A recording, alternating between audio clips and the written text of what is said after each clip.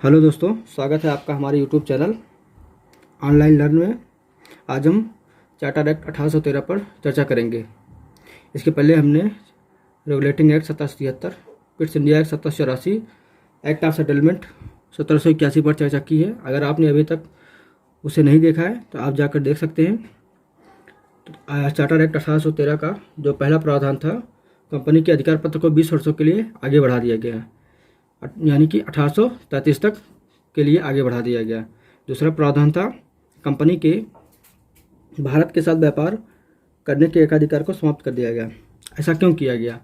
जो ब्रिटेन के जो उद्योगपति थे, जहाँ एक शहर है लंकाशायर के जो उद्योगपति थे, वो सरकार पर बार बार दबाव डाल रहे थे कि अकेले ही ईस्ट इंडिया कंपनी को भारत के साथ व्यापार करने का अधिकार क्यों दिया गया है। हम भी भारत के साथ व्यापार करना चाहते हैं, इसलिए सरकार ने ईस्ट इंडिया कंपनी के व्यापार को जो होता है, जो भारत के साथ व्यापार एक अधिकार था, उसको समाप्त कर दिया। जो वहाँ के उद्योगपति थे वो चाहते थे कि भारत का बाजार जो होता है वह ईसाई संस्कृति के अनुरूप हो। जैसे कि जो ईसाई संस्कृति, यहाँ का खान पान, रहन सहन और पहनावा वो ईसाई संस्कृति के अनुरूप हो, जिससे ज़्यादा से ज़्यादा व्यापार को बढ़ावा दिया जा सके। इसी समय अब किसी भी देश की जो संस्कृति होती है, वह उसमें जो मुख्य भूमिका निभाती है वो वहाँ का धर्म होता है और वहाँ परंपराएं होती हैं। तो हम देखते हैं कि कंपनी ईसाई मिशनरियों को भारत में धर्म प्रचार की अनुमति दी गई।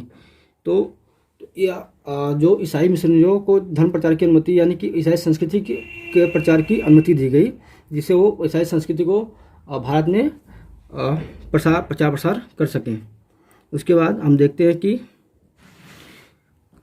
कंपनी का चीन के साथ व्यापार और चाय के साथ व्यापार पर एकाधिकार को बरकरार रखा गया।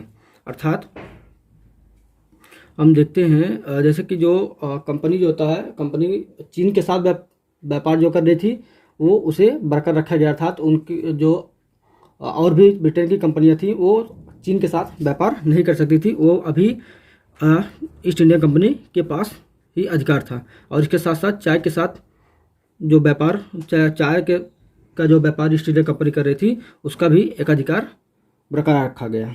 इसके साथ अगला जो प्रावधान था, भारत में शिक्षा के लिए 1 लाख रुपए खर्च करने का प्रावधान किया गया। इसी समय अगर हम देखें तो इसी से ही अंग्रेजी शिक्षा की नींव भारत में पड़ती है।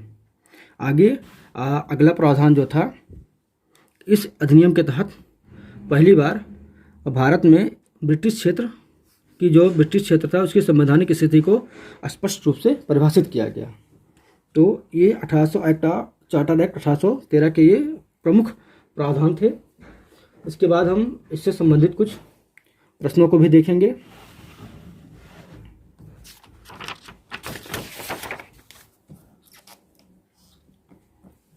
जैसे ये वाला प्रश्न है, किस अधिनियम के द्वारा ब्रिटिश संसद ने चाय और चीन के साथ व्यापार को छोड़कर ईस्ट इंडिया कंपनी के भारत के साथ व्यापारिक एकाधिकार को समाप्त कर दिया था? तो पहला ऑप्शन है 1813 का चार्टर अधिनियम, दूसरा 1833 का चार्टर अधिनियम, तीसरा ऑप्शन 1853 का चार्टर अधिनियम, चौथा ऑप्शन 1873 का चार्टर अधिनियम।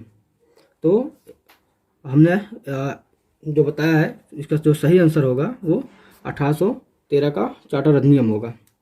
तो हम इसके बाद हम दूसरा प्रश्न देखते हैं, किस अधिनियम के द्वारा भारत में शिक्षा पर प्रतिवर्ष 1 लाख रुपए खर्च करने का प्रावधान किया गया? तो पहला ऑप्शन चार्टर एक्ट 1813, दूसरा ऑप्शन चार्टर एक्ट 1833, तीसरा ऑप्शन चार्टर एक्ट 1853, चौथा ऑप्शन इनमें से कोई नहीं। तो जो इसका सही आंसर होगा वह पहला ऑप्शन होगा, चार्टर एक्ट 1813। इसके बाद हम तीसरा प्रश्न देखते हैं,